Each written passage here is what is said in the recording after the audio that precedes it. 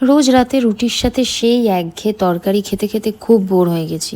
তাই ভাবলাম আজকে একটু অন্য কিছু বানাই। ফ্রিজে ছিল ওই অল্প কটা পনির, ওই কটা পনিরে তো আর সবার হবে না, তাই জানা পনির ছিল তার থেকেও বেশি দিয়ে দিলাম আলু। রান্নাটাতে দিতে হতো কাজু, কিন্তু বাড়িতে কাজু ছিল না, তাই কাজুর জায়গায় একটু আমন্ড দিয়ে দিলাম। তারপর একটু মালাই আর একটু পোস্ত দিয়ে জিনিসটাকে পেস্ট করে নিলাম। পাশ থেকে মা বলছে আর একটু পোস্ত দিতে পারতিস তো, এত কম দিলি। আসলে কি বলতো, পনির আমি একদম ভালো খাই না। যেটা আমি ভালো খাই না তার জন্য এত দামি পোস্ত নষ্ট করব, এই কারণে অল্প দিয়েই কাজ সেরে নিলাম। তারপর মশলাটা কষে গেলে ওর মধ্যে দিয়ে দিলাম 1 বাটি দুধ। তারপর দুধটা ফুটে গেলে ওর মধ্যে একে একে পনির আর সব আলুগুলো একসাথে দিয়ে একটু নাড়াচাড়া করে নেব। আর এদিকে মা এসে গেছে, পাশে রুটি করছে, আর আমার রান্নাও অলমোস্ট শেষ। লাস্টে একটু কসুরি মেথি ছড়িয়ে দিলাম। খেতে কেমন হবে জানি না, তবে দারুণ স্মেল বেরিয়েছিল আর দেখতেও কিন্তু খাসা লাগছে। এবার গরম গরম রুটি দিয়ে খাওয়া যাক।